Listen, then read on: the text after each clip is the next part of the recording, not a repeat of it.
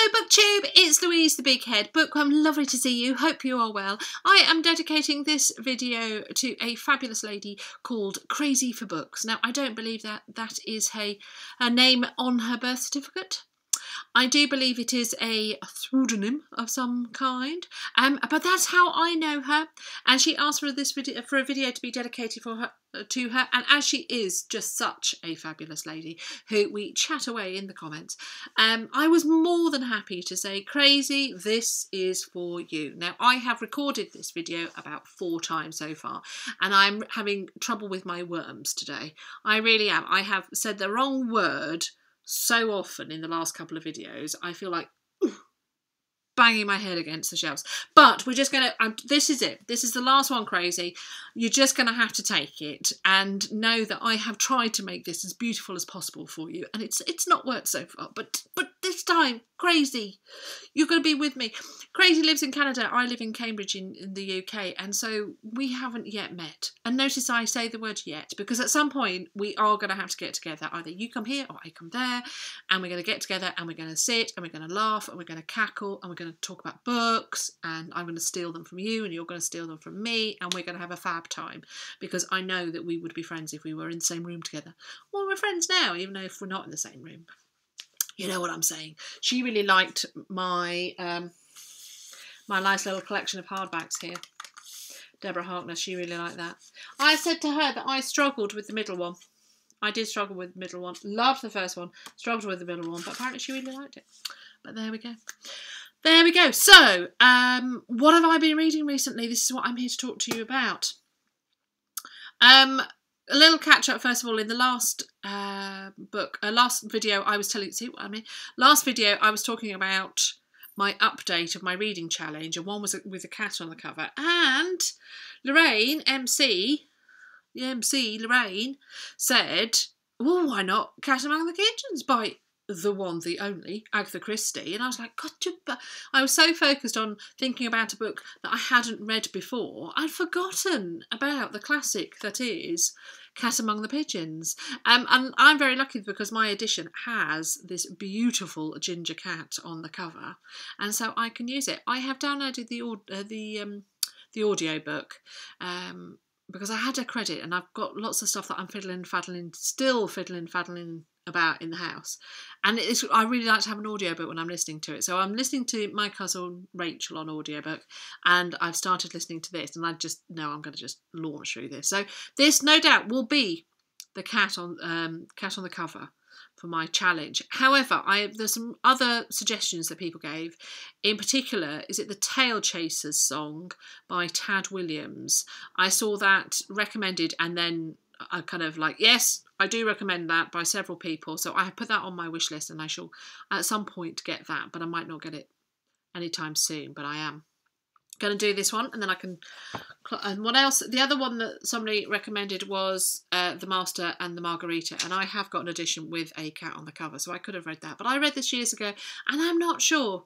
It was G. Toms that suggested this, and I'm not sure I would read it again. It's one of those that I kind of want to read because it is such a classic, and probably, you know, I read it when I was in my early 20s, and I kind of gobbled it through because I was wanting to get through it, whereas now I'd probably read it slightly differently. I'd be more critical, and maybe I'd understand all the kind of the allusions around it. So maybe, but I'm not going to read it anytime soon. But I did want to say yes. Yes, G. Toms. Thank you, good suggestion. So what have I been reading recently? I have read the 5th season by N.K. Jemisin. I'd been put off by somebody, and I can't remember who, but I picked it up for my birthday, and oh, I loved it. I really, really did. It's high fantasy. It is the kind of fantasy I like when it doesn't go into lots and lots of explanations at the beginning. So there's not lots of kind of world. There is world building, but it's very much like you find your way there, and trusting the authors, knowing that the author knows what they're doing. That's kind of the most critical thing with this. And I was in the arms of a master here with N.K. Jemisin. I just really understand why it got all the accolades and the awards that it did. I really recommend this. It's the first of a trilogy, the Broken Earth trilogy. It's great. Read it. I really enjoyed it. Read it, read it, read it. That's a woo from me. And then I didn't know what to read after that. I finished that and I was a bit like, no. You know when you read something that's really good, you know, they talk about a book hangover, and I don't really tend to get that because I launch straight into the next book. But I was like, what should I read? And then the husband appeared and said, I've bought you this. And I was like very grateful and said, oh, you are lovely. I shall read this. Into the Water, oh, the lovely cool water. I would like to be going into the water right at this moment, by Paula Hawkins. I've not read The Girl on the Train, never had any interest in it whatsoever. And I don't know why, but I just never did. This is her second thriller. It's all to do with a drowning pool. And a strange sister finds out that her daughter is... it starts with an estranged sister finding out that her sister has... committed suicide by going into the drowning pool, or was it an accident, or was it something more sinister? It's a middling one for me. I didn't love it, but I didn't hate it. It had multiple perspectives, too many perspectives for my liking. It's something ridiculous like 17. It has characters that you are kind of vaguely introduced to that then vanish. And not because anything happens to them, they're just never mentioned again. This woman's husband, just never speak about her again. There's a lot that's left open at the end. I don't mind that, but I've heard a lot of people say that. But the biggest thing was that A, too many perspectives, and it wasn't tight enough, and B, the characters were really unlikable. Now, I don't mind the odd unlikable character. I don't object to that whatsoever. But having so many, having a book that's just full of people that you don't like, that's what it felt like to me. It was full of people I didn't like and I didn't want to spend time with. So I was interested in the story, and it's written well enough that I could read it quite happily, but and I wanted to read it because I wanted to know what was going to happen, but I almost didn't enjoy the process because I didn't like the characters that I was having to spend time with. So it's a kind of, if you're into thrillers, I can understand if you read it. I wouldn't go out and buy it full price as a hardback. However, if somebody gives it to you, or you see it as cheap, or then pick it up, because it is still got some good things about it. So that's a real... I give with one hand, I take away with the other hand. That's kind of where I am with that one. The Passage by Justin Cronin. I am that far through it now. I have read a further 100 pages. Not quite 100 pages, actually. Where I'd left off, I thought it was going to launch into the horror, because it's horror. And it's still not launched into the horror. And I really wanted it to launch into the horror. And I was reading it, waiting for horror. And wouldn't say I'm bored with it, but I'm on the bored spectrum, perhaps. That's what I wouldn't say I'm right there in bored, but I could see myself creeping towards it. I want it to have more horror in it. I feel like it's got the potential for horror. I feel like it's there, but it's taking too long for me at the moment. So I'm putting it down. I am, if you've read it, up to... Woolgas is sat with Amy, and it says, and Amy opened her eyes too. So I know it's a bit of a cliffhanger, and again, there is that sense of it could launch into horror, but I'm putting it down for a while, and I'm going to come back to it, and I'm going to keep on doing that until I've read it. So I am going to read it, but I'm going to keep on coming back to it, and until I can't put it down because it's so good and horrifying. Because there seems to be a real mix of people. There are some people that say, it's such a good book, I really liked it, and the next one, and I'm looking forward to the trilogy, and blah, blah, blah, blah. And then there's other people that went, oh, it's boring. And I can see both sides at the moment, so I will come back to that. I was in the mood for a crime set in the 20th century, early 20th century. As you know, if you watch my channel for long enough, you realise that I do like crime set in the early 20th century, either written in the 20th century or set in the early 20th century. It's a period I absolutely love. I really like the Between the Wars period. I just do. I do. You know, we all have those little idiosyncrasies, and that's one of mine. And I just was in the mood for it. I don't know what. Something just caught me, and I wanted to read one. So I picked up Maisie Dobbs by Jacqueline Winspear. Now, this cover, I like it. I like the coloured dunes. I like the sepia look. I like the theory. Does it not look like it's Jacqueline Winspear by Maisie Dobbs? But is that just me? Is that just me? I just feel there's something there, but maybe that's just me being awkward. So Maisie Dobbs is a private investigator. Is set in 1929 in London. She's setting up her business, and she has some wealthy and connected benefactors who are sending people her way. This is about one of the mysteries, kind of murder mystery, but more of a mystery than a murder mystery, much more just on the mystery. But it's also about how Maisie Dobbs becomes Maisie Dobbs in this fortunate position, and who she is.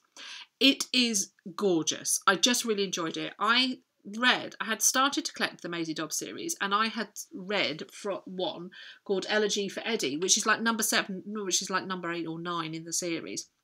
And I liked it, but I didn't quite like it because I didn't really quite get Maisie. And there were lots of comments that said, you've started in the middle, you should start at the beginning. She's not it's not a series you can pick and choose from. You need to read it in sequence. And I was like, all right, okay, that's fine. So I started collecting it, and I picked this one up from the charity shop ages ago. And I still have that thing about Maisie, is the fact that you are a slightly distance from her, but there's lots of emotion in the book. There's lots of, what is so good about it, which is what I wanted, is the sense of period, the sense of place, the sense of London in between the wars, the sense of society in between the wars, how there were just generations that were forever altered, that were bereft, that were shaken, that were dealing with the aftermath of the Great War, and how the Great War affected all parts of society, and the loss of men, and how that alters society. And the men that came back were not the men that went away. They just weren't, and how it altered the British society, and I'm sure European society as well. And I just loved it. I love it for how sensitively it tackled that subject, but how truthfully it really felt truthful, and I just think Jacqueline Winspear has got such a brilliant touch for that. Funnily enough, but with Maisie, even though you know what's happening with her, and it goes back to about 1904 and all the way up to 1929. So it starts in 1929, it goes back about quarter of the way through, and then works its way back up, and it doesn't feel weird at all. It feels totally natural that's how she's written it. And even though lots of things happen to Maisie, and there is feelings, it's more the characters around her that you have more sense of feelings for. I don't know, there's just like this distance from her. There's like a coolness or reserve. It's not coolness, it's a reserve. And I didn't mind it at all. So I'm going on a bit about, so I wouldn't go on about books, but I'm going on about this book because I really enjoyed it. And I think if you're interested in that kind of, even historically you're interested in that kind of period, I think it's a really good novel for finding out about that kind of stuff. And if you don't want murder mysteries, you just want a good mystery, then I think this is a good mystery as well. Ages ago somebody asked me, to recommend a book that's mysteries that are not murder mysteries, and I would say this is a good one.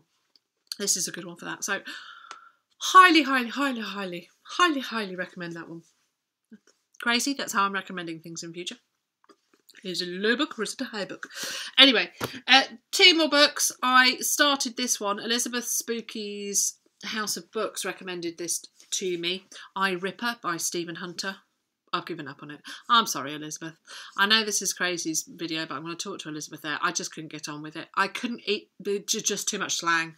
I didn't like the characters. I mean, it's got dual perspective between an Irish reporter, and Jack the Ripper. Jack the Ripper, of course, is deeply unpleasant, but as is the Irish reporter. You don't have enough kind of separateness in the tone.